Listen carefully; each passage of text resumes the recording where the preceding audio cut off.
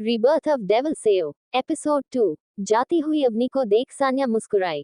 सो cute. इतने में उसे शौर्य बाहर जाता हुआ नजर आया। सान्या फौरन भागती हुई आई और उसका रास्ता रोकते हुए बोली, एक्सक्यूज मी, आपको दिखाई नहीं देता मिस्टर पति? आपकी पूरी फैमिली आपका ब्रेकफास्ट पर वेट कर रही है और उन्हें इग्नोर कर बाहर जा रहे हैं। अपने काम से काम रखो, समझी? शौर्य ने इतना ही कहा कि पीछे से सिर की आवाज आई, स्मन मिस्टर अशोका, अब आप मेरी तरह तो रिएक्ट मत कीजिए वरना आपके में और मुझ में क्या फर्क रह जाएगा।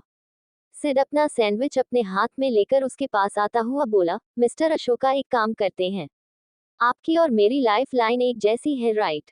मीन्स आपकी भी फोर्सफुल शादी हुई और मेरी भी, तो अब एक काम करते हैं, आप जैसा बिहेव सान्या मॉम के साथ करेंगे बिल्कुल एग्जैक्ट बिहेव मैं भी आपकी बहू के साथ करूंगा।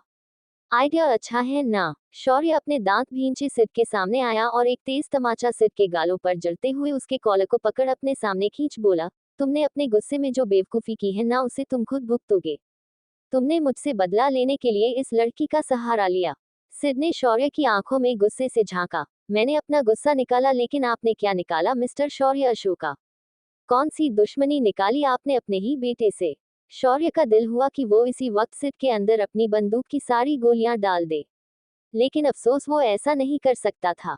उसने गहरी सांस लेकर छोड़ते हुए सिड को अपने से दूर धकेला और नफरत से बोला, शाम तक तुम दोनों के पास डाइवोर्स के पेपर्स पहुंच जाएंगे, चुपचाप अपना तमाशा बंद कर देना वरना।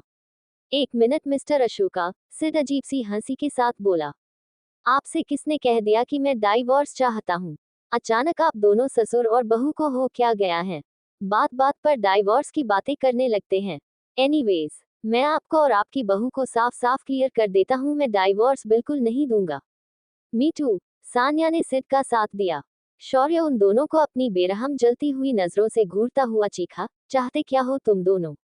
इस पर सान्या फौरन बोली, मुझे एक्सेप्ट करके मेरे साथ प्यार से रहिए और अपने बेटे और बहू को भी प्यार से रहने दीजिए। That's it. सिड के होठों पर बेहद शातिर मुस्कुराहट थी। सुबह से शाम हो आई पर अब तक इनायत का बुखार कम नहीं हुआ था। वो अब भी बेहोशी की हालत में रोए थी। हलपती हुई इनायत को ट्रिप चढ़ना शुरू हो चुका था। पूरा सिंह परिवार परेशान था। बड़ी माँ परेशान होती हुई बोली, जरूर हमारी बच्ची पर किसी की काली नजर पड़ी होगी, तभी इसकी ये हालत है। हम कल सुबह होते मंदिर जाएंगे और देवी माँ का रक्षा सूत्र लाएंगे, पर उससे पहले हमें हमारी बच्ची की नजर उतारनी है। आध्या, बहू, जाओ जाकर अभी आग जलाओ और थोड़ी सी पीली सरसों और लाल मिर्च के साथ नींबू लेकर आओ, उन्होंने आध्या को कहा। आध्या फौरन गई और उनकी बताई हुई चीजें ले आई। बड़ी माँ ने इनायत की नजर उतारी और सब कुछ वापस आध्या को देकर बोली, अब जाओ जाकर इसे उसी आग में जलाओ। जी। 2 दिन बीत गए। आज इनायत का जन्मदिन था। रुद्राक्ष ने बीते दिनों अक्ष से कांटेक्ट करने की नाकामयाब कोशिश कर की थी और अब उसे अक्ष की इस बकवास हरकत पर नफरत सी हो रही थी। होना लाजमी भी था। और वहीं इन दो इनायत की हालत और बिगड़ी जा रही थी। परे परिवार में मातम का माहौल था। त्रिजल और उसकी फैमिली का आना जाना बढ़ चुका था, कहें तो बिल्कुल रिश्तेदारों के जैसे। जब जब त्रिजल इनायत के करीब जाने और उसकी केयर करने की कोशिश करता, रुद्राक्ष की नफरत उसके लिए उतनी ही बढ़ जाती। जाहिर था, उसकी रोज के इस हालत का जिम्मेदार और कोई नहीं बल्कि सिर्फ त्रिजल राजपूत जो था। सुबह सुबह त्रिजल इनायत के कमरे में रोज बुके लेकर आया, जिसके साथ छोटा सा क्यूट और ब्यूटीफुल सा केक भी था। इनायत के हाथ के पास रोज बुके रखते हुए त्रिजल ने इनायत के हाथ को पकड़ा, हिस्सा से चूमते हुए कहा, wish you a very very birthday Rose. उद्धरण चिन्ह, please get up, I want to celebrate your birthday with you. Trijal बोलता हुआ इनायत के गालों को काफी प्यार से छूकर सहलाने लगा। तभी अचानक किसी ने पीछे से उसके कॉलर को पकड़ खींचते हुए उसे इनायत के पास से हटाया और घुमाकर अपने सामने किया। त्रिजल सामने खड़े शख्स को देखता उससे पहले उसके मुंह में बीचों बीच तेज पंच लगा। अपने चेहरे को संभाले, दर्द से आंखों को भींच ली। त्रिजल पीछे होल्डिंग टेबल से टकराया। उसके टकराने से होल्डिंग टेबल पर रखी चीजें तेज आवाज के साथ फ्लोर पर बिखर गई। त्रिजल ने सामने देखा, फिर अपने हाथ को जो खून से भरा हुआ था। रुद्राक्ष ने अगले ही पल उसका कॉलर पकड़ खींचते हुए अपने सामने किया, अपने दांत भींचे बोला, मेरी रोज से दूर रही त्रिजल राजपूत, वरना तुझे मैं अपने हाथों से वो मौत दूंगा जो तूने कभी सोची भी नहीं होगी। तेरी वजह से सिर्फ तू मेरी रोज के इस हालत का जिम्मेदार है। त्रिजल ने रुद्राक्ष के हाथों को पकड़ मजबूती से मोड़ा और अपने कॉलर से हटाते हुए बोला, अपने हाथ और जबान दोनों पर काबू करो रुद्राक्ष सिंह, वरना सिर्फ तुम्हें ही नहीं मुझे भी हाथ पैर चलना आता है। और ये बात कान खोल कर सुनो, उससे दूर जाने का सवाल अब तो पैदा ही नहीं होता। ये बोल त्रिजल ने रुद्राक्ष को धक्का दिया और कमरे से बाहर निकल गया। तभी रुद्राक्ष का फोन बजा। हेलो आहार्य, कॉल रिसीव करते रुद्राक्ष बोला। उसने फौरन पूछा, अक्ष का कुछ पता चला? दूसरी तरफ से आहार्य की आवाज आई, जिसे सुनने के बाद रुद्राक्ष इनायत के पास आया। उसने माथे को प्यार से चूमने के बाद तेज कदमों से कमरे से बाहर निकल गया। दोपहर के वक्त। हेलो हेलो अद्रांश, अद्रांश प्लीज प्लीज आप फौरन यहाँ आइए। इनायत। आध्या की बेचैन घबराई हुई रोती आवाज सुनकर अद्रांश अपनी मीटिंग के बीच से खड़ा हुआ और हैरानी से बोला, इनायत, क्या हुआ इनायत को? वहीं एक दूसरी तरफ शिव गौरी महामंदिर। माफ कीजिए, लेकिन इन काले कपड़ों और इन सफेद कपड़ों में शादी करना शुभ नहीं है। अगर आप दोनों कोई शुभ रंग पहन कर बैठे बैठे तो सही होगा। पंडित जी ने सामने शैतान की तरह बैठे अक्ष को देख अपनी कांपती आवाज में कहा। पसीने से भीगा हुआ अक्ष, जिसके बाल काफी हद तक भीग कर बिखर चुके थे। काले शर्ट और पैंट में वो बिल्कुल डरावना लग रहा था, जिसमें चार चांद लगा रही थी। उसकी लाल आंखें बेरहमी से उभर कर खींची हुई नसें और गर्मौरा। अक्ष में एक चीज और बदली थी। अक्ष की ब्रीड काफी कम हुआ करती थी, जो अब बढ़ चुकी थी। हैंडसम लुक का उसकी पर्सनैलिटी से इस वक्त कोई दूर दूर तक नाता रिश्ता नहीं था। वहीं उसके हाथ में कसी हुई इनायत की नाजुक सी कलाई, जो बस टूटने को तैयार थी। इनायत के बाल बुरी तरह उलझे हुए और बिखरे हुए थे। चेहरा बुखार से अब भी लाल और आंखें आंसुओं से भरी हुई, जो बुखार और रोने से लाल थी। आंसुओं से भीगा हुआ चेहरा, सूखे होंठ जो कांप रहे थे। इनायत 3 दिनों में काफी ज्यादा कमजोर हो चुकी थी, इतनी कि उसकी कॉलर बोन की हड्डियां साफ साफ धसी हुई दिखाई दे रही थी। उसने एक सफेद सिंपल सी अनारकली पहनी हुई थी, जिस पर उसने रुपटा भी नहीं रखा था। खैर, पंडित जी की बात पर अक्ष ने इनायत की कलाई छोड़ अपने शर्ट के बटन को खोलते हुए पंडित जी को लगभग ऑर्डर देते हुए बोला, वो अबीर की थाल लेकर आइए। पंडित जी को कुछ समझ नहीं आया, पर अक्ष के डर से वो उठे और उसकी बताई जगह पर गए। अक्ष ने शर्ट निकाल सीधे अपने आगे जलती आग में झोंक दिया। इनायत कुछ बोलना चाहती थी, पर उसकी हिम्मत बिल्कुल भी उसका साथ नहीं दे पा रही थी। अक्ष का डर नहीं, बल्कि इसकी कमजोरी उसे तोड़ चुकी थी। वो बस रोते हुए अक्ष से अपनी कलाई छुड़ाने चाहती थी। पंडित जी ने जैसे ही अक्ष को वो अबीर से भरी हुई थाली दी, अक्ष ने फौरन सारा का सारा अबीर इनायत के ऊपर डालकर उसकी सफेद अनारकली को लाल कर दिया और थाली को फेंकता हुआ बोला, शुरू कीजिए। उसने पास से लाल चुनरी, जो गौरी माता की थी, उसे फेंकते हुए इनायत के सिर पर डाली। इनायत का पूरा बदन सिहर कर कांप गया। पंडित जी अपनी नॉर्मल स्पीड से भी 4 गुना तेज रफ्तार में मंत्र पढ़ने लगे। इश्क वो बला है, इश्क वो बला है, जिसको छुआ इसने वो जला है। दिल से होता है शुरू, दिल से होता है शुरू, पर कमबख्त सर पे चढ़ा है। कभी खुद से, कभी खुदा से, कभी जमाने से लड़ा है। अब आप दोनों फेरों के लिए खड़े हों। पंडित जी के कहते अक्ष खड़ा हुआ। अक्ष ने अपना गठबंधन खुद कर दिया था। उसने इनायत को झटके से अपनी बाहों में उठाया तो इनायत ने उसके गले में बाहें लपेट अपना सिर हिलाते हुए बेहद धीमी आहिस्ता आवाज में फुसफुसा कर कहा, नहीं। अक्ष की बेरहम नजर सीधा इनायत के चेहरे पर पड़ी। इनायत को महसूस कि उसका चेहरा अगले पल जलने लगा हो। इतना हुआ बदनाम, फिर भी हर जुबा पे अड़ा है। फेरे शुरू हुए। कुछ ही लम्हों में एक एक फेरे पूर्ण वचनों के साथ पूरे होने लगे। अक्ष के कदम ठहर गए। उसने नजरें झुकाकर अपने आप को आंसू बहाती हुई निहारती इनायत पर पड़ी। क्यों तूने मेरी फुर्सत की? क्यों दिल में इतनी हर्ट की? इश्क में इतनी बरकत की? ये तूने क्या किया? अगले ही पल अक्ष ने माँ गौरी के पास चढ़ाया हुआ सिंदूर और माँ गौरी का ही चढ़ाया हुआ मंगलसूत्र इनायत के मांग और गले में सजा दिया। इतना होते ही इनायत फूट फूट कर रोने लगी। अक्ष बेहद बेरहमी से मुस्कुराता हुआ उसके करीब आया और दांत भींचे बोला, now you are mine forever baby girl. Aksh की आवाज इतनी डरावनी और खौफनाक थी कि इनायत की रूह कांप गई। अचानक उसकी आंखों के सामने अंधेरा छा गया। उसने अपने होश खोते हुए पाया और आंखों के सामने अंधेरा होते ही वो पीछे की तरफ गिरने को हुई। लेकिन अक्ष ने उसे अपनी बाहों में संभाल लिया और अपने सीने में समेटते हुए उसने पंडित की तरफ नोटों की गद्दियां फेंकी।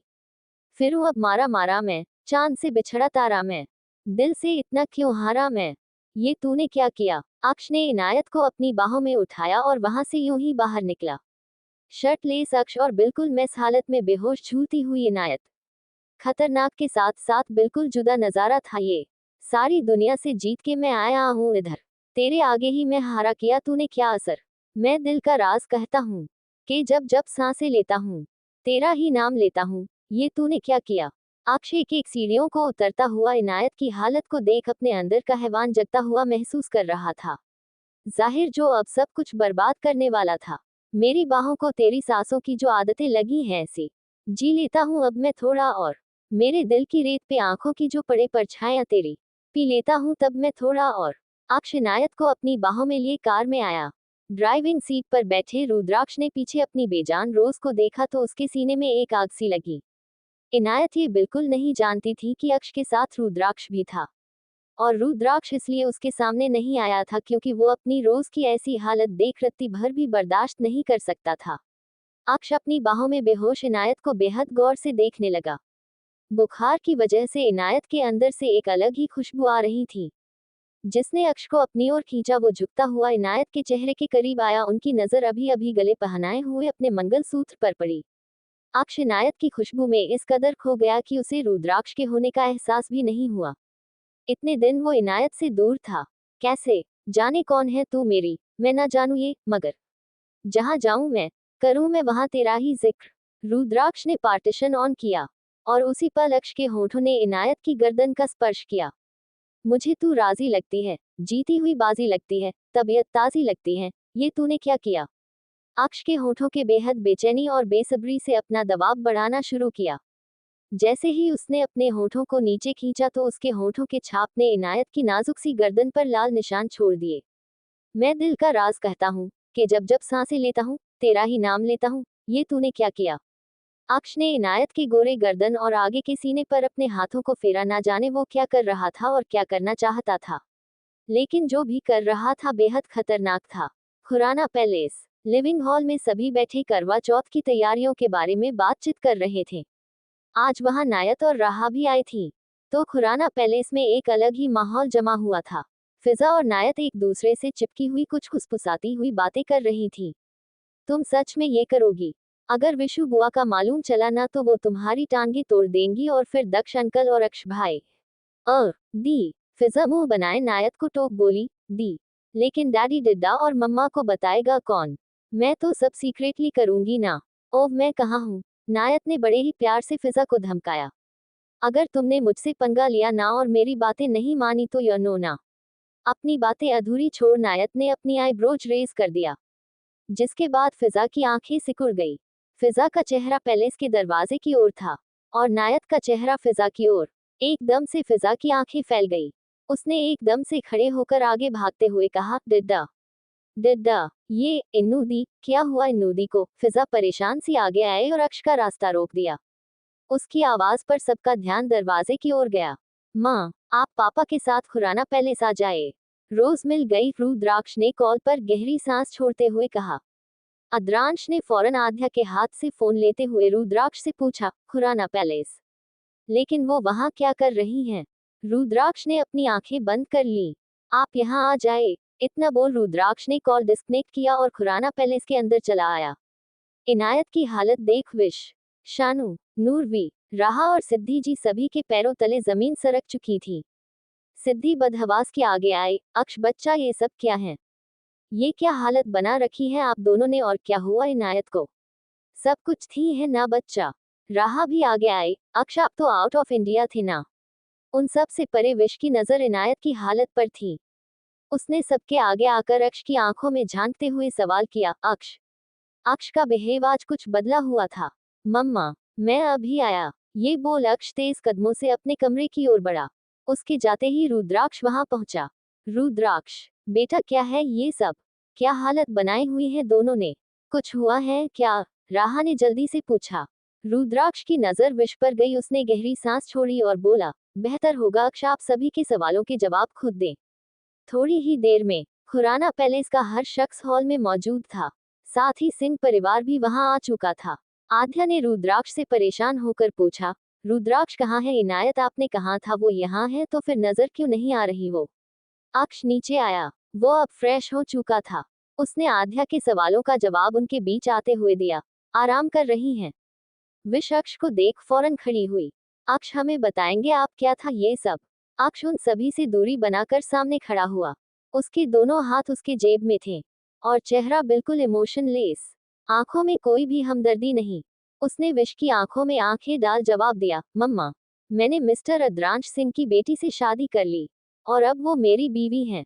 विश को क्या वहां मौजूद हर किसी के ऊपर जैसे बिजली का गाज गिर चुका था। अद्रांश आगे आया, क्या बकवास है ये सब? मेरी बेटी की सगाई तय हो चुकी है। उसके आवाज में गुस्सा साफ साफ झलक रहा था। अक्ष ने बेबाकी से उसकी आंखों से आंखें मिलाए जवाब दिया, गलती आपकी है मिस्टर सिंह, आपने अपनी बेटी की मर्जी जाने बिना उसकी सगाई किसी ऐसे शख्स से तय की जिसे वो जानती तक नहीं। बेटी है वो मेरी, उसकी जिंदगी का फैसला मेरे हाथों में है। अद्रांश लगभग चिल्लाया।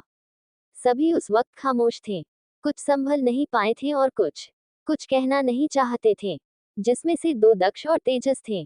अक्ष ने एकदम से टोका, आ प्लीज ससुर जी, आवाज नीचे, क्योंकि शोर मुझे पसंद नहीं और मेरी बीवी इस वक्त रेस्ट कर रही है। एंड मोस्ट इम्पॉर्टेंट थिंग, आपका हक था, लेकिन अब मेरा हक है। आपने आपका फर्ज बिल्कुल भी अच्छे से नहीं निभाया, इसलिए मजबूरन मुझे ये कदम उठाना पड़ा। बकवास बंद करो अपनी। अद्रांश लगभग पागलों की तरह गुर्राया। जाहिर कोई भी बाप ये सब बिल्कुल बर्दाश्त नहीं कर सकता था।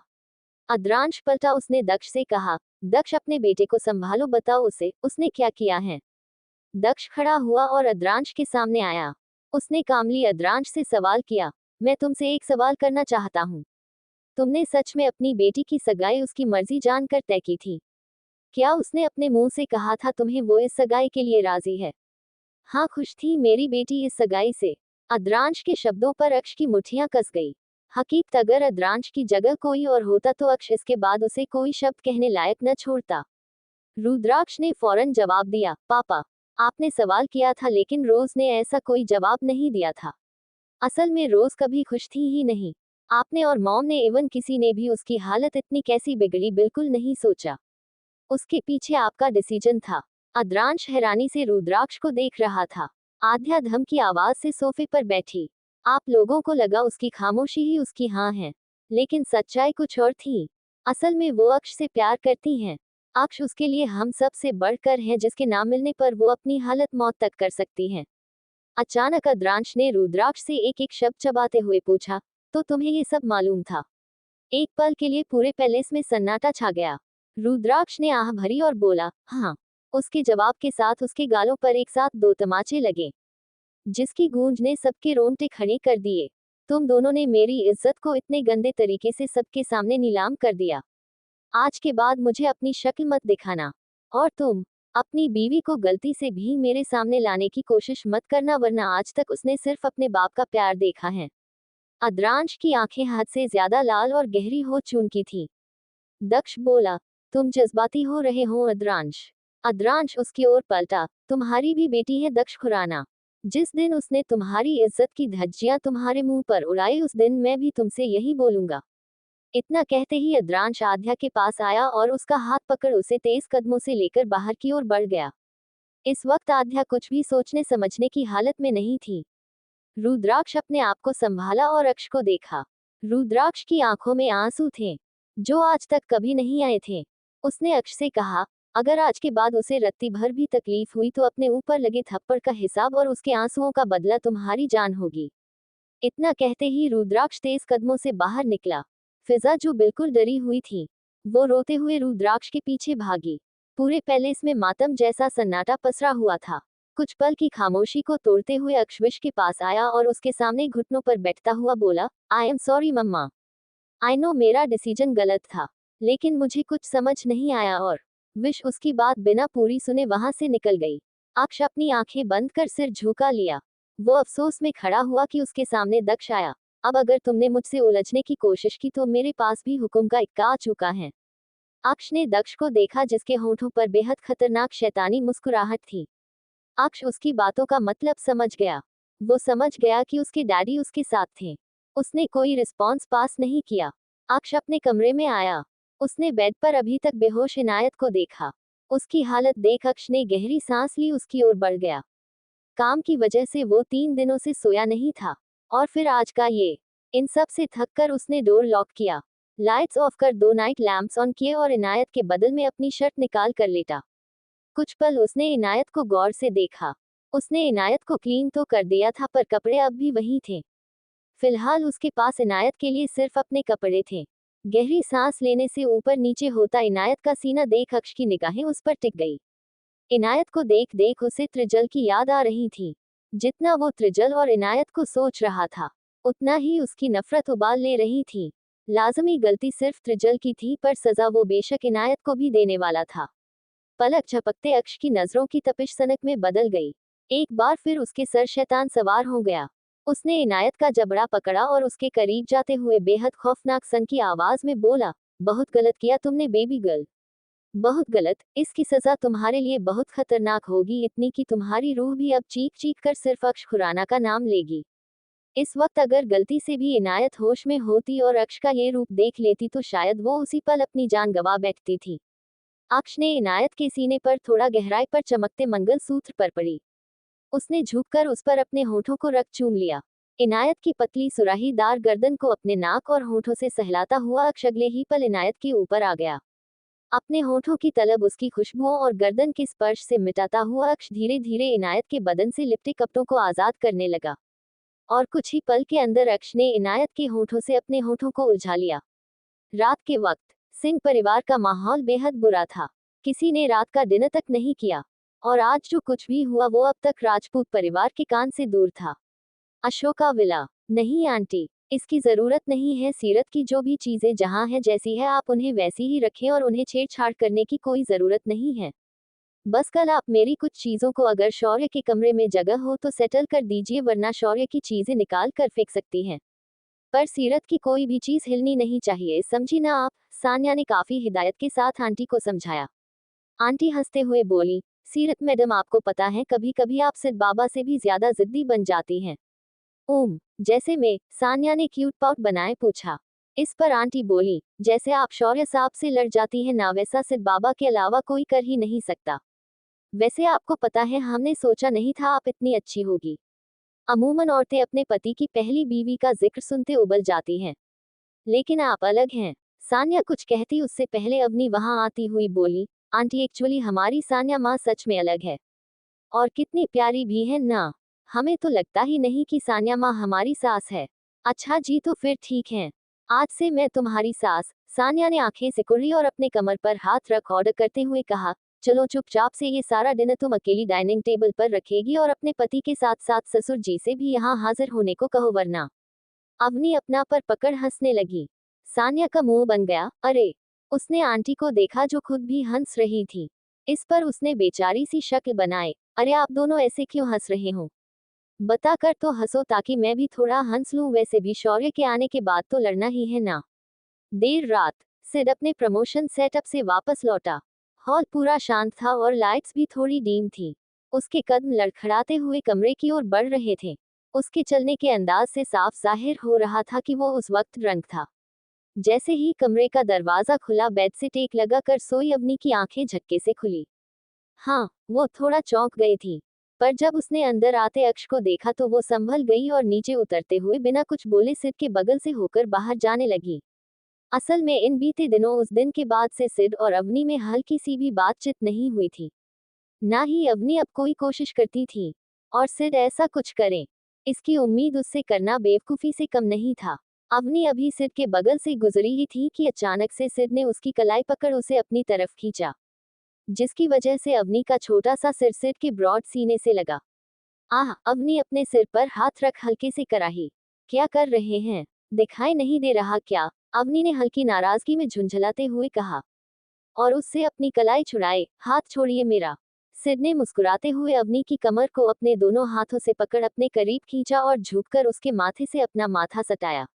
अवनी उसकी इस हरकत से सदमे में चली गई। अवनी अभी संभल पाती कि उसे एक और सदमा लगा। सिड ने अगले ही पल अपने होंठ अवनी के गाल से जोड़ उसके गाल को चूम लिया। अवनी को ऐसा महसूस हुआ जैसे उसका दिल तेजी से खून की रफ्तार बढ़ाता हुआ सीधा इसके मुंह में आ गया हो। उसे अपने काम और चेहरा अगले ही पल तेजी से जलते हुए महसूस होने लगे। सिड यही नहीं रुका, उसने उसके दूसरे गाल को भी बेहद प्यार से चूम लिया। अब तो जैसे अवनी बेहोश होने वाली थी, पर वो होश में आए और सिड के सीने पर हाथ रख उसे तेजी से अपनी पूरी हिम्मत लगाकर पीछे की तरफ धकेला। लेकिन सिड की बात सुन अचानक वो रुक गई। सॉरी, सॉरी, मैं बहुत बुरा हूं ना, बहुत गुस्सा करता हूं, है ना? तुम्हें कितना हर्ट करता हूं। लेकिन तुम कितनी अच्छी हो, तुम फिर भी मेरे लिए ब्रेकफास्ट बनाती हो, डिनर पर वेट करती हो। तुम्हें गुस्सा नहीं आता क्या? सिड की आवाज पूरी तरह नशे से भरी हुई और लड़खड़ा रही थी। उसकी बातें अवनी को इतनी क्लियर भी समझ नहीं आ रही, लेकिन हाँ, वो कुछ कुछ बातें समझ गई थी। इनायत कल रात से होश में नहीं आई थी, पर सुबह के करीब 6 बजे इनायत की आंखें खुली। इनायत को अपने बदन की हड्डियां टूटती हुई महसूस होने लगी। दर्द का अनब्रेकेबल एहसास मानो उसे अंदर तक तोड़ गया। उसने सीलिंग को देखा जो उसे थोड़ी धुंधली नजर आई। उसने फिर दोबारा अपनी आंखें बंद की, लेकिन इस बार इनायत को कल की बीती सारी यादें ताज़ा होने लगी। वो लगभग स्ट्रगल करते हुए उठी। उसकी आंखों में सिर्फ और सिर्फ खौफ था। एक सेकंड का भी वक्त नहीं लगा उसे कल की यादों को याद आने में। इनायत की सांसें तेज होने लगी। उसने नजरें झुकाकर अपने मंगलसूत्र को देखा तो उसकी तेज सांसें अटक सी गई। उसने इस वक्त सफेद कमीज पहनी हुई थी, जो उसके लिए ओवरसाइज्ड थी। सारे बटन लगे होने के बावजूद भी उसके सीने की लकीर साफ नजर आ रही थी। इनायत की आंखों में नमी उतर आई। इनायत ने फौरन अपनी मुट्ठी में सिर्फ को भींच लिया। अचानक दरवाजा खुला। नजरें उठाते ही उसकी नजर दरवाजे पर पड़ी। बेलिबास अक्ष दरवाजे पर किसी बेरहम और बेदर्द शैतान से कम नहीं लग रहा था। बस 3 से 4 दिन बीते अक्ष अब एक अलग अक्ष खुराना बन चुका था। उसकी हैवानियत से भरी आंखें सिर्फ इनायत को बेखौफ घूर रही थी। आंसुओं से सना इनायत का मासूम चेहरा। उसने कांपती आवाज में कुछ कहना चाहा, लेकिन उसकी आवाज बैठ चुकी थी। होंठ हिले लेकिन आवाज बाहर नहीं निकल पाए। अक्ष उसे निहारता हुआ उसके करीब बढ़ने लगा। इनायत अक्ष को अपने नजदीक बढ़ता देख अपने आप में सिमटने लगी। अक्ष इनायत के बिल्कुल करीब सामने आकर बैठा। वो इस समय इनायत के बिल्कुल ऊपर झुका हुआ था। शांत कमरा और उसमें इनायत की सिसकियों की गूंज किसी डरावने म्यूजिक से कम नहीं थी। अक्ष का ठंडा ऑरा मानो कमरे का तापमान गिराते जा रहा था। दोनों एक दूसरे की आंखों में देख रहे थे। Happy very worst morning baby girl. Aksh की डरावनी आवाज ने इनायत की रूह को हिलाकर रख दिया। इनायत बोलना चाहती थी मगर उसका गला बैठ चुका था। अपने आप को लाचार पाकर इनायत आंखें बंद किए फूट फूट कर रोने लगी। अक्ष को इनायत का इस तरह से रोना बिल्कुल भी पसंद नहीं आया। जाहिर ये उसके लिए गुस्सा दिलाने के जैसा था। उसने अगले ही पल इनायत का गला पकड़ अपने करीब खींचा और इनायत के हल्के खुले होठों पर अपने होठों को टिका लिया और पूरे दबाव के साथ चूमना शुरू किया। इनायत अक्ष के ऊपर आ चुकी थी और अक्ष उसे इस कदर पागलपन के साथ चूम रहा था। तुम्हारी हिम्मत कैसे हुई मेरे पास आने की? गुस्से में दांत पीसते हुए सिड ने झटके से अवनी को अपने ऊपर से धक्का दिया। अवनी नींद से जागती हुई बोली, हमारी हिम्मत का छोड़िए और आपकी हिम्मत कैसे हुई हमें हमारी मर्जी के खिलाफ की? अचानक अवनी का चेहरा तपने लगा। वो एकदम से खामोश होकर अपने आप को ठीक करने लगी। सिड बेड पर सीधा बैठा। क्या कहा तुमने? अवनी ने तिरछी नजरों से सिड को घूरा और फिर वापस नजरें चुराते हुए बोली, कुछ भी नहीं। What you mean कुछ भी नहीं? सिड झल्लाया। तो इस पर अवनी बेड से नीचे आती हुई बोली, और हम आपको पहले ही बता देते हैं, हम नहीं बल्कि आप हमें जबरदस्ती इस बेड पर लेकर आए थे। तो हमें बेवजह कुछ सुनाने की कोई जरूरत नहीं है आपको। अपनी बात कहते ही अवनी तेजी से वॉशरूम की ओर भागी। उसके जाते ही सिड ने एक नजर वॉशरूम के डोर को देखा और फिर अगले ही पल वो वापस बेड पर चित होकर गिरता हुआ बोला, आह। इस पल उसके होठों पर शैतानी मुस्कुराहट थी। सिड ने एक बार फिर सिर घुमाकर डोर को देखा। उसने वापस सिर घुमाकर सीधा किया और सीलिंग को देखते हुए कुछ सोचने लगा। अवनी ड्रेसिंग के सामने खड़ी अपने बाल सुखाने की कोशिश कर रही थी।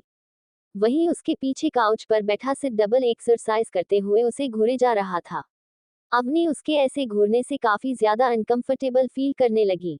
हे भगवान, क्या हो गया इन्हें? ये इतना अजीब बर्ताव क्यों कर रहे? कहीं कुछ गड़बड़ तो नहीं है? हाँ, अचानक अवनी की आंखें फैल गईं। वो फौरन पलटकर ड्रेसिंग से चिपक गई और सिड को देखने लगी। सिड अब भी बेपरवाही से अवनी को घूरे जा रहा था। क्या है? आप हमें ऐसे क्यों घूर रहे हैं? अवनी ने बेबस लाचार आवाज में पूछा। सिड बिना जवाब दिए अपनी जगह से खड़ा हुआ और अवनी के करीब आने लगा।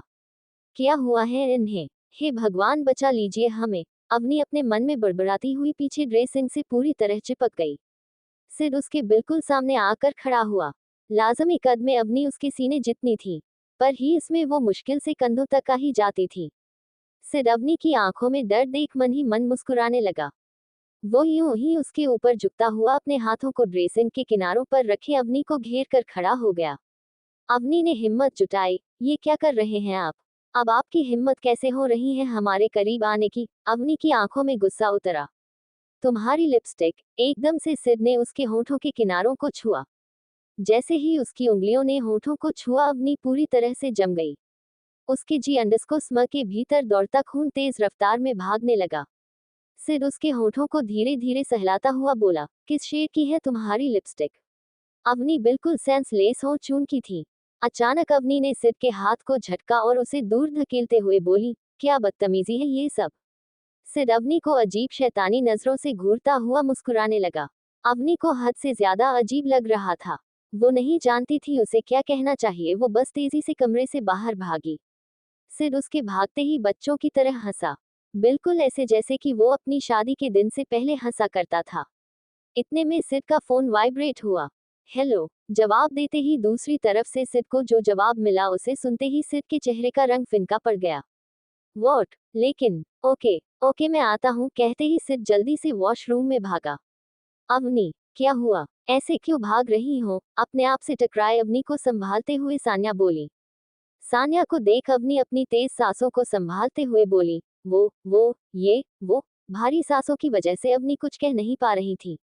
एक मिनट इधर आओ और पहले शांत हो जाओ। सान्या ने उसका हाथ पकड़ बैठाया और पानी का ग्लास आगे बढ़ाया, पियो इसे। अब बताओ। अवनी ने सान्या को देखा, उसका चेहरा लाल पड़ने लगा। जाहिर था वो सान्या को ऐसे अपने और सिड की बातों को बता सकती थी। उसने धीरे से आंखें भींच ली। अवनी, सान्या ने उसे आवाज लगाया, तुम ठीक हो ना? कुछ है क्या? सान्या को परेशान देख अवनी उसे और परेशान नहीं करना चाहती थी, इसलिए उसने अपना सिर उठाया और बोली, उन्होंने हमें डराया तो। इतना कहने के बाद अवनी बिल्कुल खामोश पड़ गई। सान्या भी उसके पास बैठ अपना माथा पकड़ते हुए बोली, दोनों बाप बेटे इतने शैतान निकलेंगे सोचा भी नहीं था। खैर क्या किया अब सिड ने? इस सवाल के बाद अब अवनी को अपने कान जलते हुए महसूस होने लगे। उसने धीरे से कहा, कुछ नहीं। जाने दीजिए। Are you sure? सान्या ने पूछा। अवनी की हामी के बाद सान्या बोली, अच्छा तो फिर ठीक है। अच्छा एक बात और मैं बता भूल गई थी, मुझे अभी अभी कंपनी से कॉल आया था। कुछ वर्क पेंडिंग है, उसे देखने के लिए मुझे अर्जेंट जाना है। मैं वहीं जा रही हूँ, शायद आने में देर हो जाए। अवनी ने अपना सिर हिला दिया। सान्या के जाने के बाद अवनी गहरी सांस लेकर ब्रेकफास्ट टेबल के पास आई। उसने सिड के लिए ब्रेकफास्ट अरेंज किया। शौर्य पहले ही जा चुका था। असल में उसने तो अब सबके साथ ब्रेकफास्ट करना ही छोड़ दिया था। अवनी सिड का इंतजार करने ही लगी थी कि अचानक सिड तेजी से अवनी का नाम लेता हुआ कमरे से बाहर आया। ये पहली बार था जब सिड ऐसे अवनी का नाम, वो भी बिना किसी गुस्से के, ले रहा था।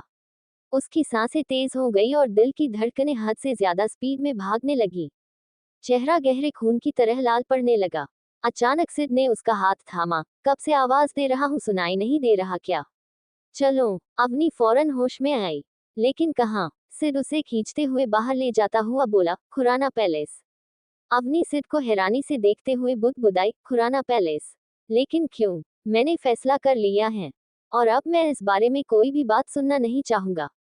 तो बेहतर होगा कोई कुछ ना बोलकर अपना काम करे। अद्रांश गुस्से में अपना फरमान सुनाकर खड़ा हुआ और तेज कदमों से बाहर की ओर निकलने को हुआ, पर तभी वो रुका। उसने गहरी सांस ली और बोला, मैं त्रिजल से इस बारे में बात कर लूंगा। What rubbish! इन्नू दी की सगाई उस खूनी के साथ? Thank God. अक्ष भाई ने आगे से स्टेप ले लिया, वरना अगर ये सगाई हो जाती तो मैं अपने हाथों से उस खूनी का खून कर देती। नायत गुस्से में हॉल में बैठी सबके बीच बोली। राहा बेहद गुस्से से नायत को घूर रही थी। उसने उसे इतनी बकवास करते देख अपने दांत भींचे कहा, तुम पहले चुपचाप हमारे सामने बैठो। वैसे तो तुम्हारी जबान कैची से भी तेज चलती है, तब तुम्हारी जबान में कौन सा जंग लग गया था जब अक्ष और इनायत के बारे में तुम्हें मालूम हुआ? नायत की सारी डेयरिंग बाजी राहा को देखने गायब हो गई। उसने मुंह बनाए बोला, मम्मा, मैं अपने भाई की वफादार हूँ और मुझे भी एक अच्छी भाभी चाहिए थी, इसलिए मैंने अपने भाई का साथ दिया। मुंह बंद करो अपना, राहा उस पर चिल्लाई। नायत अपना सिर झुकाकर बैठ गई। विश ने भी आहार्य से काफी बुरे लहजे में बात की। हालांकि गुस्सा अब अक्ष से नहीं बल्कि आहार्य, दक्ष, तेजस और अंश से था। आपने अपने जीजू को बताना सही समझा, लेकिन हमें नहीं। क्या हम आपसे सवाल कर सकते हैं, ऐसा क्यों? आहार्य ने बेहद संजीदगी और निराशा के साथ सिर उठाकर विश को देखा। विशु दी, अक्ष ऐसा कुछ नहीं चाहता था। मैं जीजू को भी नहीं बताना चाहता था, लेकिन इतने में शानू बोली, आहार्य को कुछ कहना बेकार है विशु। सारी गलती मिस्टर खुराना और उनके ये दोनों नमूनों की है। अगर इन्होंने वक्त पर कुछ किया होता तो बात ये नहीं होती। दक्ष शानू को ऐसे घूरने लगा कैसे उसे इसी वक्त खड़े खड़े निकल जाएं। लेकिन शानू को इसका रत्ती भर फर्क नहीं पड़ा। विशु माँ सिड अंदर आता हुआ बोला। उसकी आवाज पर शानू ने तंज कसते हुए कहा, आ गए इस पंचायत के एक आखिरी सदस्य ऊपर कमरे में। So come on tell me now. उसने तुम्हें छुआ। इनायत बेड किसी छोटी सी सिमटी हुई खरगोश के जैसी लग रही थी, जो अपने आप में और अक्ष की बाहों में कैद हो। रोते हुए उसका लाल चेहरा आंसुओं से भींगा हुआ था। इनायत का गला अब भी बेजान था। उसने धीरे से अपने कांपते हाथ को अक्ष के सामने कर दिया। लाजमी उसे खुद अक्ष से शिकायत करनी थी, लेकिन वो अक्ष से भी बेहद नाराज थी। उसने उसे इग्नोर किया, वो भी तब जब उसे उसकी सबसे ज्यादा जरूरत थी। अक्ष ने इनायत के कांपते हाथ को देखा। उसकी पकड़ इनायत पर कसती गई। उसने दांत भींचे सवाल किया, किस किया उसने? इनायत को याद आया। उसका दिल अजीब से जज्बातों से भर गया। वो और भी बुरी तरह रोने लगी। उसने अपना सिर हिलाते हुए हामी भरी, तो अक्ष ने अगले ही पल उसका जबड़ा पकड़ अपने सामने किया। और तुमने करने दिया? इनायत के होंठों से हल्की आह निकली। वो बेहद बुरी तरह रोने लगी। लाजमी उसके सामने इस वक्त एक हैवान था। कैसा लगा था उसका छूना? अक्ष की आवाज में हैवानियत साफ महसूस हो रही थी। इनायत जो कांप रही थी, वो और बुरी तरह कांपने लगी। अक्ष के सवालों और बर्ताव से इनायत को अपना दिल दर्द से फत्ता हुआ महसूस होने लगा था। अचानक दरवाजे पर दस्तक हुई। अक्ष दरवाजा खोलिए। विश की आवाज पड़ते ही इनायत दरवाजे की तरफ एक उम्मीद के साथ देखने लगी। अक्ष ने इनायत के चेहरे को थोड़ा और मजबूती से पकड़ उसके होंठों को सहलाते हुए कहा, एक बात अपने दिमाग में बैठा लेना बेबी गर्ल, सजा बराबर मिलेगी, फिर चाहे तुम्हें कितना भी दर्द क्यों ना हो। ये कहते उसने इनायत को अपने से दूर किया और साइड टेबल से टिश्यू लेकर आया। उसने इनायत के फेस को काफी रुडनेस के साथ क्लीन किया। इनायत का दिल हुआ वो अक्ष को खींचकर थप्पड़ लगाएं, पर उसके हाथों में इतनी हिम्मत नहीं थी जो अपनी मौत को अपने हाथों से लेकर आए। अक्ष ने इनायत का फेस छुआ तो इनायत को अब भी फीवर था। उसने इनायत को बेड के हेडरेस्ट से टिका कर लेटाया और दरवाजे की ओर बढ़ गया। इनायत कहाँ है? दरवाजा खोलते ही विश ने फौरन सवाल किया। अक्ष चुपचाप सामने से हट गया। इनायत कैसी हैं आप? विश तेज कदमों से इनायत के पास आई। अक्ष ने आहार्य से ठंडे लहजे में पूछा, डॉक्टर? आहार्य ने बाहर इशारा किया तो अक्ष ने दरवाजे की ओर देखा जहां एक फीमेल डॉक्टर खड़ी थी। प्लीज कम, अक्ष काफी काम लहजे में जवाब दिया और डॉक्टर को इनायत के पास लाया। डॉक्टर ने बिना आगे पीछे जाने समझे इनायत को एग्जामिन करना शुरू किया। कुछ देर बाद, दिस इज नॉट राइट, आपकी उम्र क्या है? डॉक्टर ने इनायत से पूछा। इनायत बोलने को हुई पर उसकी आवाज खराश जैसी अटक गई। अक्ष इनायत को घूरता हुआ बोला, 18। इनायत की नजर अक्ष पर पड़ी। अक्ष की डरावनी और बेरहम नजर खुद पर पाकर उसने फौरन सिर झुका लिया। जस्ट 18, और इतनी सी एज में इतना stress, this is not good for your health. इतनी वीकनेस आपकी जान ले सकता है। डॉक्टर की बात सुनते अक्ष ने अपनी मुट्ठियां कस की। उसकी आंखों में खून उतर आया था। इनायत उसकी ओर भी नहीं देख रही थी, लेकिन फिर भी उसके आंखों की तपिश उसकी रूह को चीर रही थी। डॉक्टर के जाने के बाद विश ने अक्ष से कहा, अक्ष आप इनायत को अभी उसके घर छोड़कर आएंगे? अक्ष की तीखी नजरें पहली बार विश के लिए उठी। एक पल के लिए विश के अंदर भी डर का घर बना, पर उसने फौरन अक्ष से आगे कहा, मैं नहीं चाहती आपकी इस हरकत की वजह से इनायत अपने परिवार से दूर हो, इसलिए आप इन्हें अभी छोड़कर आएंगे। मैं ऐसा बिल्कुल नहीं करूंगा मम्मा, अक्ष ने बेझिझक जवाब दिया। अक्ष आप छोटे बच्चे नहीं हैं। अगर आपको इनायत से शादी करनी है हमें कोई एतराज नहीं है, लेकिन इसमें इनायत के परिवार की भी रजामंदी होनी चाहिए। हम नहीं चाहते इनायत का इसके परिवार से कोई भी उलझाव हो। विश की बात पर अक्ष ने साफ लहजे में कहा, मम्मा आपने सुना था मिस्टर सिंह ने अपने मुंह से अपने सारे रिश्ते तोड़ दिए हैं। अक्ष, विश ने अक्ष को टोका। मैंने जो कहा आप वही करेंगे। इतना बोल वो इनायत के गालों को छूते हुए बोली, हम आपके लिए कुछ खाने को भेजते हैं। सबके जाते ही अक्ष ने गुस्से में सामने लगी कॉफी टेबल को काफी जोर से लात मारी। पूरी कांच की बनी कॉफी टेबल झटके से फ्लोर पर तेज आवाज के साथ बिखर गई। उसकी इसकी हद से इनायत ब्लैंकेट और हेड रेस्ट से बुरी तरह चिपकर वापस से सुबकने लगी। लाजमी उसका बदन तेजी से शिविर कर रहा था। अक्ष ने अपनी आंखें बंद कर 2 से 3 बार गहरी गहरी सांसें भरी और अपना फोन उठाकर बालकनी की ओर बढ़ गया। कुछ देर बाद अक्ष वापस कमरे में आया। उसने इनायत के करीब जाकर उसके ऊपर से ब्लैंकेट हटाई तो इनायत सहम गई। उसने फौरन अपने पैरों को समेट सिमट गई। उसकी हालत देख किसी का भी दिल दर्द से भर जाए, पर अफसोस उसके सामने बैठे शैतान के सीने में शायद दिल की जगह पत्थर था। इनायत की गोरी टांगे साफ साफ अक्ष की नजरों में आई। इनायत की ये हालत अक्ष को सिड्यूस करने के लिए काफी थी। अक्ष ने अपनी सांसें रोकी और झटके से इनायत को अपनी बाहों में उठाकर वॉशरूम की ओर बढ़ गया। सान्या, मैं आखिरी बार तुम्हें कह रहा हूँ, मत करो, अभी भी वक्त है, रुक जाओ, वरना अच्छा नहीं होगा। शौर्य अशोका तुम्हें बर्बाद कर देगा। तुम्हारे एक कदम ने हमें कहां से कहां पटक दिया, तुम्हें अब भी लगता है वो कुछ नहीं कर सकता? सान्या का भाई सान्या को देखता हुआ समझाए जा रहा था। सान्या का पूरा ध्यान अपने सामने ओपन फाइल पर पड़ी। सान्या ने कुछ पल रुककर अपना सिर उठाया। भैया, गलती आपकी है जो आप उनसे हार रहे हैं। आप पहले से डर चुके हैं। अगर शौर्य हमें बर्बाद करना चाहते हैं तो हम भी उन्हें जवाब देंगे। इतना बोल सान्या खड़ी हुई और कैबिन से बाहर जाने को बढ़ी। सान्या, अब क्या करने वाली हो तुम? पीछे से उसके भाई ने आवाज लगाई जो गुस्से से भरी हुई थी। सान्या रुकी, उसने बिना पलटे जवाब दिया, देखते जाए। सान्या के जाते ही उसके भाई ने अपना माथा पकड़ लिया। ओह गॉड, प्लीज हेल्प। सान्या अपने भाई की कंपनी से निकल सीधा वहां से शौर्य की कंपनी पहुंची। हालांकि अब तक सान्या को सभी मिसेज अशोका की नजरों से देखने लगे थे, पर शौर्य के खौफ से किसी में भी सान्या को मिसेज अशोका कहने की हिम्मत नहीं थी। खैर, सान्या सीधा बेधड़क तेज कदमों से शौर्य के कैबिन के अंदर दाखिल हुई। मिस्टर पति, क्या आप मुझे बता सकते हैं आपको कहाँ दर्द हो रहा है? अगर आप मुझे बता दे तो शायद मैं आपको उसका इलाज दे दूं। सान्या सीधा शौर्य के सामने खड़ी हुई। शौर्य जो अपने असिस्टेंट से किसी प्रोजेक्ट पर बातें कर रहा था। अचानक सान्या की हरकतें पर उसकी भौहें सिकुड़ गई। उसने दांत भींचे कहा, हाउ डरे you come into my office? ये सवाल सुनते ही सान्या के होठों पर हल्की टेढ़ी मुस्कुराहट खिल गई। उसने टेबल पर हाथों का सहारा बनाकर गुर्राते हुए जवाब दिया, हिम्मत तो मुझमें बहुत है जो मैंने आपसे शादी करके दिखा दी है मिस्टर अशोका। अब आप मुझे चुपचाप वो बताइए जो मैं सुनना चाहती हूँ। सान्या शौर्य की आंखों में बेहद प्यार से देख रही थी, लेकिन शौर्य उसकी आंखों में नफरत भरी हुई थी। दूसरी तरफ सिड अवनी का हाथ पकड़े सबके बीच खड़ा हुआ बातें सुन रहा था। वहीं उनसे दूर कोने में सिमटी नायत और फिजा, दोनों की नजरें अवनी और सिड के हाथों पर बनी हुई थी। फिजा ने नायत को पोक करते हुए पूछा, दी बताओ ना, आप सही सही सोच रहे हो? नायत मुंह बनाते हुए बोली, ये तो अवनी भाभी से बात करके मालूम चलेगा ना। सिड भाई तो छोड़ भी नहीं, उनको कैसे पूछें? फिजा ने अपना दिमाग चलाया, कहीं सिड भाई और अवी भाभी का हाथ किसी ने चिपका तो नहीं दिया। इसके बाद दोनों ने एक दूसरे को ऐसा शॉकिंग लुक पास किया कि जैसे उन्हें तेज करंट का झटका लगा हो। अवनी बार बार सिड के हाथ से अपना हाथ छुड़ाने चाहती थी, लेकिन सिड उसकी बढ़ती कोशिश के साथ अपनी पकड़ उतनी ही मजबूत करता जा रहा था। अवनी से जब और नहीं सहा गया तो उसने सिर उठाकर सिड को घूरा, आप हमारा हाथ छोड़ने का क्या लेंगे? उसकी आवाज दबी हुई थी, लेकिन सिड ने उसे बखूबी साफ साफ सुना।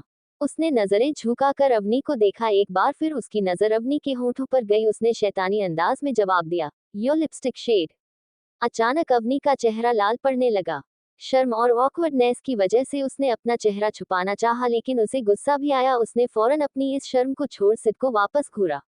आपको हमारे लिपस्टिक के शेड से करना क्या है? अगर आपने हमारा हाथ नहीं छोड़ा तो हम सच में विशु मां को बता देंगे। अवनी की धमकी पर सिड ने उसे अपने सामने खींचा और इसकी पीठ को अपने सीने से सटाते हुए झुककर उसके कान में सरकाजम के साथ बोला, ओ सीरियसली? तुम बताओगी तो शौक से बताओ। वेल, क्या बताओगी? मुझे बताओ, मैं तुम्हारी हेल्प करूंगा, प्रॉमिस। सिड का ये बदला बर्ताव अवनी के लिए झटका था। उसे रोना आने लगा। आखिर वो चाहता क्या था? कुछ घंटों बाद अक्ष की कार सीधा सिंह पैलेस के एंट्री गेट के सामने आकर रुकी। इनायत को कुछ भी नहीं पता था क्या हुआ और क्या होने वाला था। सिंह पैलेस को देखते इनायत की आंखें भर आई। बस उसके अंदर हिम्मत नहीं थी किसी की आंखों में झांकने की। अक्ष कार से बाहर आया। उसने फौरन इनायत के लिए डोर खोला और उसका हाथ पकड़ बाहर निकाला। गुस्सा होने के बावजूद अक्ष इनायत को लाजमी दर्द तो दे ही रहा था, मगर साथ ही साथ वो इनायत की केयर भी कर रहा था। उसने इनायत को अपनी बाहों में उठाया और किसी मोम की पिघलती गुड़िया के जैसे अपने सीने में छुपाता हुआ तेज कदमों से सिंह पैलेस के अंदर बढ़ा। अंदर आते ही अक्ष की नजर हॉल में मौजूद एक एक जाने पहचाने चेहरे पर पड़ी। जहां सिंह परिवार के साथ राजपूत फैमिली भी मौजूद थी। लाजमी माहौल हद से ज्यादा गर्म था। अचानक बड़ी दादी की नजर दरवाजे पर मौजूद अक्ष और इनायत पर पड़ी। वो जल्दी से खड़ी हुई और इनायत की ओर भागते हुए आई। इनायत, हमारी बच्ची। उनकी आवाज ने सबका ध्यान दरवाजे की ओर गया। अक्ष की नजरें दूर अद्रांश के साथ खड़े त्रिजल पर पड़ी तो एक बार फिर उसका खून खौल उठा। उसने फौरन अपनी मुट्ठियां कस ली। उसने दांत भींचे इनायत को खड़ा किया। बड़ी दादी इनायत को बेचैनी से छूते हुए उसके चेहरे को थाम चूमने लगी। मेरी बच्ची, कहाँ थी तुम? ठीक तो हो ना? कुछ हुआ तो नहीं हमारी बच्ची? उन्होंने इनायत को अपने सीने से लगा लिया। इनायत ने बोलना चाहा पर उसकी आवाज खराश महसूस हुई। तुम्हारी हिम्मत कैसे हुई इसे यहाँ लाने की? कहा था ना मैंने गलती से भी तुम और तुम्हारी बीवी मेरी आंखों के सामने मत आना। अद्रांश तेज कदमों से उनकी ओर बढ़ता हुआ गरजा। उसकी खौफनाक आवाज जो इनायत ने अपनी जिंदगी में पहली बार सुनी थी। सुनते उसकी रूह कांप गई। अक्ष ने इनायत का हाथ थामा और खींचकर अपने साथ खड़ा किया। अद्रांश की आंखों में आंखें डाल उसने जवाब दिया, मेरी मॉम चाहती है कि मैं आपकी बेटी को आपकी मर्जी के साथ विदा करके लेकर जाऊं। तो अब आप अपना मेलोड्रामा बंद करके खुशी खुशी मेरी बेबी गर्ल को मेरे साथ विदा करे तो बेटर होगा। बेटी? कौन सी बेटी की बात कर रहे तो तुम? अक्ष खुराना, मेरी कोई बेटी नहीं है। अद्रांश की आवाज में तंज गुस्सा और एक खींच महसूस कर जब इनायत ने उसके अल्फाज सुने तो एक पल के लिए उसका दिल दर्द से भर उठा। उसने फौरन आगे बढ़कर अद्रांश की ओर कदम बढ़ाया। अक्ष ने भी उसे जाने दिया। इनायत ने जैसे ही अद्रांश का हाथ पकड़ा एक जोरदार तमाचे की गूंज पूरे हॉल में गूंज उठी। इनायत उसके कदमों में गिरी हुई थी। ऐसा कुछ होगा इसका अंदाजा भी किसी को नहीं था। अद्रांश। अगले ही पल अक्ष ने इनायत को संभाला। उसकी आंखों में खून उतर आया। उसने इनायत को खड़ा कर अद्रांश के सामने आते हुए बेहद बेरहमी से कहा, अगर आज के बाद ये हाथ इसके ऊपर गलती से भी उठे तो मैं भूल जाऊंगा कि आप इसके बाप हैं। क्या कर लोगे तुम? अद्रांश ने अक्ष का कॉलर पकड़ना चाहा लेकिन अगले ही पल अक्ष ने उसके हाथों को पकड़ रोकते हुए कहा, सोचना भी मत वरना बहुत बुरा होगा। इतने में त्रिजल जो अब अपने आप को रोक नहीं पाया वो फौरन आगे आया और उसने अक्ष का कॉलर पकड़ अपनी तरफ घुमा। अक्ष ने अगले ही पल उसके दोनों हाथों को पकड़ बेरहमी से मोड़ते हुए उसे घुमाया और उसके रीढ़ की हड्डी पर चढ़कर अपने अगले पैर की उसके कंधों पर रखा। ये अक्ष का इतना शार्प एक्शन था कि किसी को कुछ समझ नहीं आया। त्रिजल बुरी तरह मुंह के बल फर्श पर गिरा। सबकी रूह कांप गई। अद्रांश और मिस्टर राजपूत आगे आए। उन्होंने अक्ष को धक्का देकर त्रिजल से दूर किया और अक्ष पर हाथ उठाने के लिए हाथ आगे बढ़ाया। लेकिन अक्ष ने उसके हाथ को पकड़ रोकते हुए अपने दांत भींच बेरहमी से कहा, लगता है एक बार कही बात आपको समझ नहीं आती अद्रांश सिंह। लेकिन कोई बात नहीं, अब आपको आपके खुद के डिसीजन पर बहुत अफसोस होगा। Mark my word. इतना कहते उसने अद्रांश के हाथ को झटका। इनायत सदमे में खड़ी थी। उसका हाथ अपने गाल पर था। आज तक जिसे एक शहजादी के जैसे रखा गया था, आज उसी शहजादी पर हाथ उठाया गया था, जिसकी उम्मीद शायद उसने अपने ख्वाब में भी नहीं की होगी। अक्ष ने मिस्टर राजपूत को बेरहमी से घूरते हुए धमकाया, आपके बेटे ने आपको आपकी बर्बादी तक पहुंचा है। अब जश्न तब होगा जब आपकी बर्बादी होगी। इतना कहते उसने इनायत की कलाई पकड़ी और तेज कदमों से बाहर निकल गया। इनायत फौरन होश में आई। उसने अक्ष हाथ पकड़ रोकते हुए बेहद मुश्किल से कहा, पापा। अक्ष एकदम से रुका। उसने पलटकर इनायत को देखा। सुना नहीं तुमने? तुम उनके लिए मर चुकी हो और अब तुम्हारी पहचान सिर्फ अक्ष खुराना से है। तुम्हारा वजूद अक्ष खुराना है। रात के वक्त अक्ष अपने पेंट हाउस में था। इस वक्त वो खुराना पैलेस से वापस लौटा था। वो ना इनायत को छोड़ सकता था और ना ही विश की नाराजगी बर्दाश्त कर सकता था। उसका मेंटल पीस बिल्कुल खत्म हो चुका था। वो बाहर छोटे से फूलों से घिरे गार्डन में बैठा हुआ आहार्य और सिर के साथ बैठा हल्का सॉफ्ट ड्रिंक कर रहा था। आहार्य बोला, कब तक यहाँ रहने वाले? तो एटलीस्ट हमें बता दो, क्योंकि तुम्हारी जिद की वजह से विशु दी हमसे भी नाराज हैं। मैंने तुम्हें कहा था बताओ दो सबको सब कुछ, लेकिन पता नहीं तुम ये सब क्यों छुपाना चाहते थे। सिड बेपरवाही से आहार्य से बोला, सिंपल लॉजिक है मामू।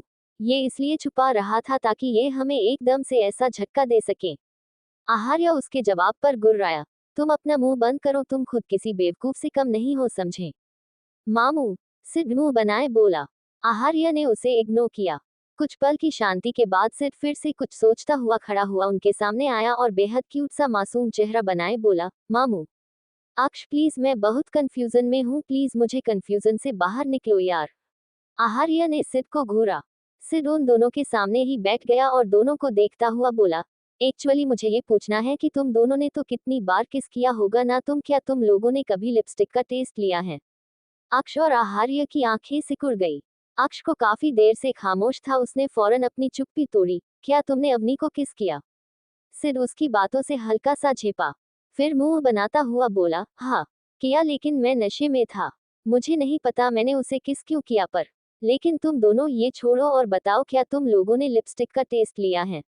आहार्य उसकी बातों पर व्यंग तरीके से मुस्कुराता हुआ बोला, अच्छा इससे पहले तुम मुझे जवाब दो, तुम्हें क्या अच्छा लगा, लिप्स या लिपस्टिक? सिड की आंखें घूमी, उसने थोड़ा सोचा फिर मुंह बनाते हुए बोला, पहली बार में कुछ क्लियर नहीं हुआ। अक्ष खड़ा हुआ, तो तुम पहले क्लियर करो। वहां से उसे जाता हुआ देख सिड बोला, लेकिन तुम कहाँ जा रहे हो? बिना रुके अक्ष ने जवाब दिया, त्रिजल राजपूत को उसकी औकात याद दिलानी है। जिंदा छोड़ा है लेकिन बख्शा नहीं है, वो आखिरी है। आहार्य फौरन खड़ा हुआ, गलती से भी उसे मारने की सोचा भी मत, वरना उसकी मौत तुम्हें कहीं का नहीं छोड़ी। अक्ष इस बार पलटा, उसने अपनी गर्दन टेढ़ी की और बोला, डोंट वरी, उसकी मौत इतनी आसान नहीं होगी। और अक्ष खुराना के हाथों से मौत मिलता उसकी किस्मत में नहीं, उसकी मौत खुद उसके हाथों होगी। इतना बोल अक्ष अंदर चला गया। सिड भी आहार्य के बराबर में खड़ा हुआ, मामू अब हम भी चलते हैं, मुझे भी अपना कंफ्यूजन सॉल्व करना है। आहार्य ने उसे बेहद अजीब नजरों से घूरा। अंदर आते ही अक्ष ने इनायत को देखा, जो ब्लैंकेट में सिमटी हुई कांपती हुई सोई हुई थी। नींद में भी उसकी सिसकियां गूंज रही थीं। अक्ष ने डोर लॉक किया और अपना कमीज निकाल इनायत के बगल में ब्लैंकेट के अंदर आया। उसने इनायत को अपने सीने में भरते हुए पूरी तरह अपने आगोश में लिया और उसके चेहरे पर बिखरे बालों को हटाते हुए उसके चेहरे पर उंगलियां घुमाई। उसके ऐसे छूने पर इनायत की गुदगुदी महसूस होने लगी। उसने फौरन अपना चेहरा छुपाना चाहा, लेकिन अक्ष वो पीछे से ही उसके ऊपर आता हुआ उसके चेहरे के करीब झुकने लगा। उसने अपनी नाक इनायत के गाल पर घुमाते हुए उसकी खुशबू को अपने अंदर समेटना शुरू किया। इसके होठों की ठंडक और सांसों की गर्माहट इनायत के रोंगटे खड़े करने लगी। पर इनायत मेडिसिन्स के नशे में थी। अक्ष ने इनायत को पूरी तरह अपने आगोश में कैद कर लिया था। इधर जब से अशोका विला पहुंचा तो वहां उसे अवनी कहीं नजर नहीं आई। वो वापस नीचे आया। उसने नीचे भी अवनी को तलाशा, पर अवनी के नाम मिलने पर वो एक बार फिर गुस्से से भर गया। वो वापस ऊपर जाने को हुआ कि तभी काफी देर से उसे अब्जॉर्ब करती आंटी ने उसे टोका, सिड बाबा, आपकी अवनी बेबी को ढूंढ रहे हैं क्या? अचानक सिड रुका। उसने पलटकर डिनर टेबल को अरेंज करती आंटी को देखा। आंटी ने इसे ज्यादा परेशान ना करते हुए कहा, अवनी बेबी के छोटे भाई आए थे, वो उनके साथ कुछ दिनों के लिए अपने घर गई हैं। व्हाट? सिड लगभग चिल्लाया। आंटी ने हैरानी से उसे देखा।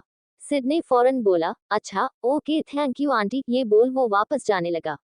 इसकी हिम्मत सच में बहुत है, मुझे बिना बताए चली गई। इसकी तो। सिड गुर्राते हुए अपने कमरे में आया और अपना फोन निकालते हुए अवनी को कोसने लगा। उसने फोन निकाला और अवनी का नंबर ढूंढने लगा। तभी उसे याद आया, उसने तो अवनी का नंबर आज तक कभी सेव किया ही नहीं था। करता भी तब ना जब उसने कभी भी अवनी से बात की हो। ये एहसास होते हुए ही सिड को अपने ऊपर शदीद गुस्सा आया।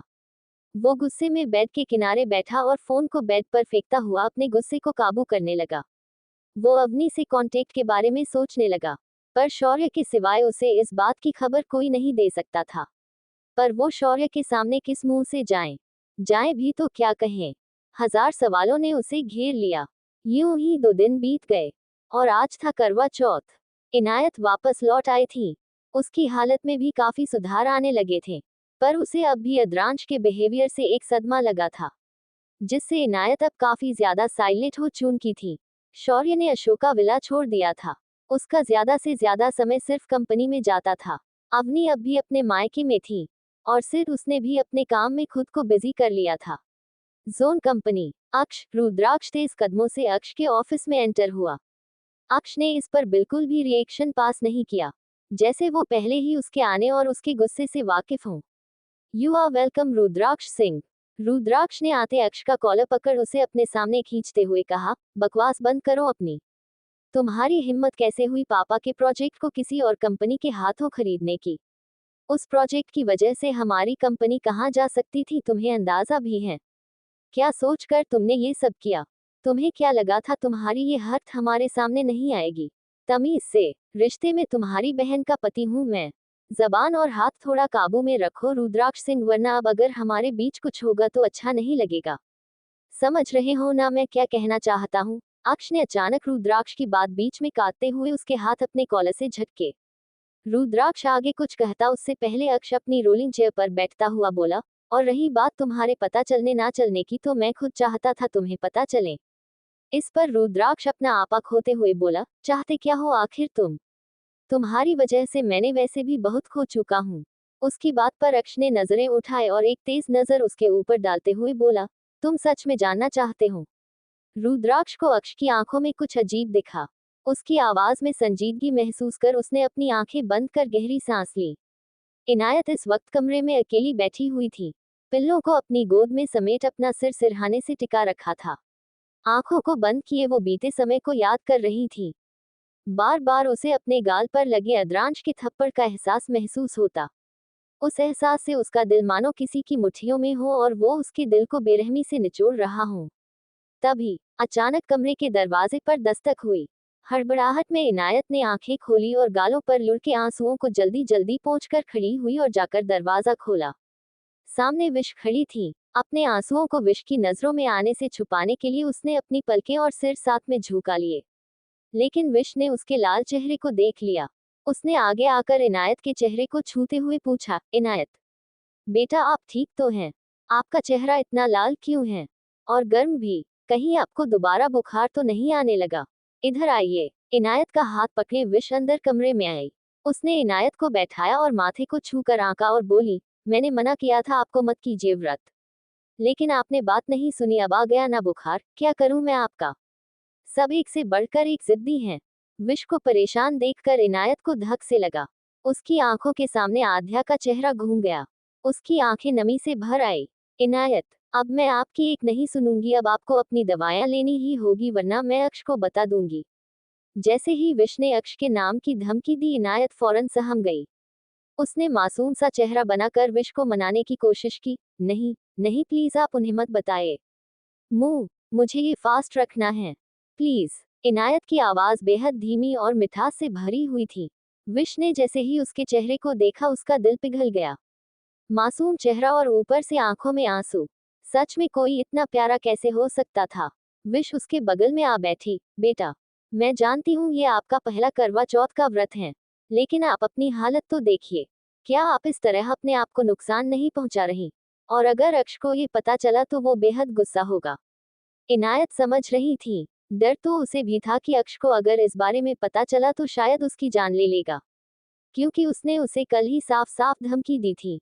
लेकिन फिर भी इनायत ने उसकी धमकी के खिलाफ जाकर व्रत रखा। वो नहीं जानती थी शाम को क्या होने वाला था, बस वो अपना व्रत पूरा करना चाहती थी। खैर, इनायत ने विश को देखते हुए पूछा, आप उन्हें नहीं बताएगी ना? विश को दिल ही दिल अफसोस होने लगा।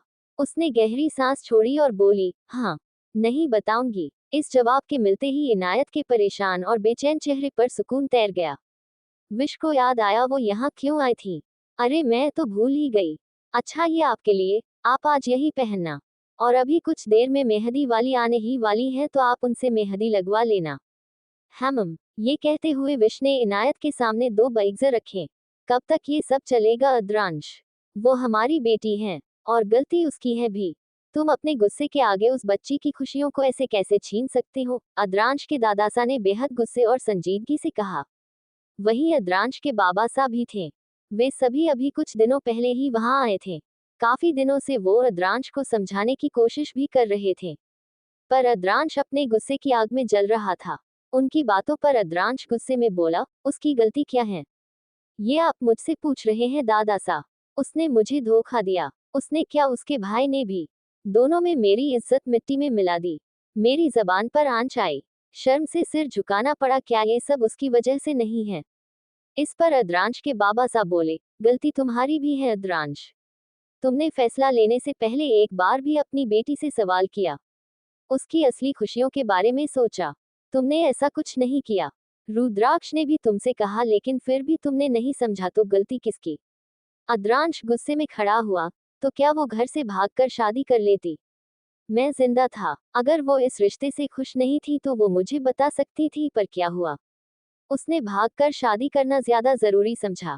तभी दादासा ने अद्रांश को टोका, अद्रांश, क्या तुम हमें ये बताना चाहेंगे कि तुम उसके तुम्हारे पास आकर बताने के बाद तुम उसकी शादी उसकी पसंद से करते? बिल्कुल नहीं, कभी नहीं, अद्रांश का जवाब बिना सोचे समझे निकला। बाबासा ने फौरन जवाब दिया, इसका मतलब तुम फिर भी उसके साथ जबरदस्ती करते? बस, बहुत हुआ, अब मैं उसके या उससे जुड़ी बातें और नहीं सुनना चाहता। अद्रांश ने अपना फैसला सुनाकर अपना रुख बाहर की ओर किया। इधर आध्या बुरी तरह रोने लगी। लाजमी उसे अपनी बच्ची के लिए दर्द हो रहा था। पल भर में उसके दोनों बच्चे दूर हो चुके थे। रुद्राक्ष भी अब अलग अपार्टमेंट में शिफ्ट हो चुका था। हालांकि वो कंपनी और बिजनेस संभालता था, पर कभी भी अद्रांश के सामने नहीं आता था। संभालो अपने आप को आध्या, सब कुछ सही हो जाएगा। ये अद्रांश की जिद है, देखना वो अपने इस फैसले पर बहुत पछताएगा। बहुत ज्यादा। बड़ी माँ ने उसे संभाला। आध्या रोती हुई बोली, कितनी बुरी माँ हूँ मैं, अपनी जान से भी प्यारी बच्ची के लिए कुछ नहीं कर सकती। बिल्कुल लाचार और बेबस। आज उसका पहला करवा चौथ होने के बावजूद मैं उसके लिए कुछ नहीं कर सकती। इस पर दादी माँ ने कहा, किसने कहा कि हमारी बच्ची को उसके मायके से कुछ नहीं जाएगा? सब कुछ जाएगा। आध्या रोना बंद करो और तैयारियां करो। उनकी बात सुन आध्या हैरानी से उनकी ओर देखने लगी। हाँ, मैंने व्रत रखा है, पर उम्मीद नहीं है कि वो मेरा व्रत खुलवाएंगे भी। सान्या ने अफसोस भरी सांस छोड़ते हुए सोफे पर अपने पैर जमाए। दूसरी तरफ से अवनी की आवाज आई, क्या वो आपसे अब तक नाराज हैं? मम, बहुत ज्यादा, पता नहीं कब मानेंगे। सान्या के चेहरे पर ये कहते हुए कुछ उदासी छाई। दूसरी तरफ से अवनी ने बड़ी मासूमियत से कहा, तो आप उन्हें मना लो ना। कोशिश तो जारी है, पता नहीं कब सफलता मिले। सान्या ने गहरियाह भरी और फिर बात बदलते हुए अवनी से पूछा, अच्छा, मैं तो पूछना ही भूल गई, क्या तुमने व्रत रखा है? इस सवाल पर दूसरी तरफ से बिल्कुल सन्नाटा आया। सान्या ने खामोशी देख आवाज दिया, हेलो अवनी। हाँ। अचानक अवनी होश में आई। तो सान्या बोली, कुछ पूछा मैंने, क्या तुमने भी फास्ट रखा है? इस बार अवनी ने हिचकिचाती हुई आवाज में जवाब दिया, जी। क्या सच में? तो तुमने मुझे पहले क्यों नहीं बताया? आई एम सॉरी, मैं कैसी सास हूं ना, कितनी बुरी, अपनी बहू के लिए एक सरगी तक नहीं भेजा। आई एम सॉरी, बट देखा जाए तो तुम्हारी भी गलती है, तुमने नहीं बताया। और तुमने कितने दिनों बाद मुझे कॉल किया? किसका नंबर है ये? तुम्हारा? सान्या के पूछने पर अवनी ने उसे बताया, नहीं, हमारे पास फोन ही नहीं था, इसलिए हम आपको कॉल नहीं कर पाए, और ये तो हमारी मम्मी का फोन है। तुम्हारे पास फोन नहीं है? क्या सच में? तो फिर तुम सिद्ध से कैसे बात करती हो? सान्या ने काफी सीरियस होकर सवाल किया। दूसरी तरफ छाई खामोशी ने सान्या को सब कुछ साफ कर दिया। शाम के वक्त सभी तैयारियां हो चुकी थीं। दक्ष, अंश, तेजस, आहार्य और आदित्य जी सभी शाम होने से पहले घर आ चुके थे। लेकिन अफसोस अब तक अक्ष नहीं आया था। वो अपने टाइम पर ही आने वाला था। लाजमी उसे जल्दी आने के लिए वजह भी मालूम होना चाहिए था, जो उसे मालूम नहीं थी। इनायत अपने कमरे में ब्यूटिशियंस के बीच तैयार होती हुई बार बार अपने फोन को देख रही थी। उसकी हिम्मत नहीं हो रही थी कि वो अक्ष को कॉल करके यहाँ बुला ले। उसने रोने का दिल करने लगा था, और पानी ना मिलने से उसे अपना पूरा बदन झंझनाहट के साथ सन पड़ता हुआ महसूस हो रहा था। उसकी आंखों के सामने बार बार अंधेरा छा रहा था, पर वो कैसे भी करके अपने आप को संभाल रही थी। कई बार वो अपने होश खोकर गिरने को भी हुई। विश कमरे में तैयार हो रही थी। तभी दक्ष भी तैयार होकर उसके सामने आया, और उसके बराबर में ही खड़ा होकर अपने कुर्ते को सही करने लगा। उसे देख विश के हाथ थोड़ा सा रुके, कुछ सोचकर वो पलटी और खुद दक्ष के कुर्ते को सही करते हुए बोली, पता है आज क्या हुआ? विश को अपने करीब देख दक्ष ने फौरन उसकी कमर में हाथ डाल अपने करीब खींचा और अपने आप से सटाते हुए उसके घुंघराले लटों को छेड़ते हुए बोला, नहीं। विश ने नजरें उठाए और बोली, आज इनायत के लिए आध्या ने करवा चौथ का सारा सामान भेजा। दक्ष एकदम से थोड़ा हैरान हुआ, क्या इनायत ने व्रत रखा है? विश ने हाँ में सिर हिलाया। इस पर दक्ष बोला, बेवजह रखा है, उसे क्या होगा? तुमने समझाया नहीं उसे कि उसे लोगों की उम्र कम करने अपनी उम्र बढ़ाने आती है? उसकी बात पर विश उसे बेहद खतरनाक अंदाज में घूरने लगी। दक्ष मजबूरी में हंसता हुआ उसे हक करके बोला, ओह मेरी प्यारी पत्नी, मजाक कर रहा था यार मैं। तुम भी ना मेरी बातों को सीरियस ले लेती हो। बस आप पहले ये बताए कहाँ है अक्ष? विश के पूछने पर दक्ष ने नासमझी में अपना कंधा उचकाते हुए जवाब दिया, नहीं पता। मुझे क्या पता होगा कहाँ है? आप फोन करके बुलाए ना, वरना वो लेट आएगा। वैसे भी इनायत को सुबह से बुखार है। विश के ये कहते ही दक्ष ने उसे टोका, फीवर है। तो फिर तुमने उसे मन क्यों नहीं किया? किया था, कितना डांटा भी पर वो मानी ही नहीं। क्या करती? अब आप देर मत कीजिए, ना करिए ना फोन। हम दक्ष ने फोन कॉल लगाने की कोशिश की पर अक्ष का कॉल एंगेज बता रहा था। उसने 2-3 बार और ट्राई किया तो आखिरकार फोन कॉल कनेक्ट हुआ। हेलो डैडी, अक्ष की आवाज पर दक्ष ने गुर्राते हुए एटीट्यूड में जवाब दिया। क्या तुम्हें याद है तुम शादीशुदा हो? दक्ष के एटीट्यूड पर विश ने उसके हाथ पर मारा।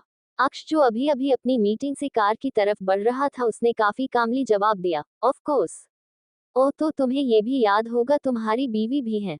दक्ष की घूमती फिरती बातों से इरिटेट होकर अक्ष बोला, डैडी प्लीज साफ साफ कहिए आपको कहना क्या है? उसके जवाब पर दक्ष के लगभग उसे कमांड करते हुए धमकाया, अगर तुम 5 मिनट के अंदर अंदर खुराना पैलेस नहीं पहुंचे तो उसके बाद तुम्हारे सामने डाइवोर्स पेपर होंगे और तुम्हें उस पर साइन करना होगा। ये बोलते उसने कॉल डिस्कनेक्ट कर दिया। अक्ष उसकी बातों को बिल्कुल भी समझ नहीं पाया। उसे अचानक ऐसा लगा जैसे इनायत को कुछ हो गया हो, कुछ बुरा। ये ख्याल आते अक्ष ने फुल स्पीड में कार ड्राइव करनी शुरू की। क्यों परेशान करते हैं आप उसे? विश ने दक्ष को छोड़ अब अपने ऊपर ध्यान दिया तो दक्ष ने उसे पीछे से अपनी बाहों में भरते हुए जवाब दिया, तुम्हें सिर्फ मेरी गलती नजर आती है, अपने बेटे की नहीं। दूसरी तरफ अवनी को इसकी छोटी बहन तैयार होने में मदद कर रही थी।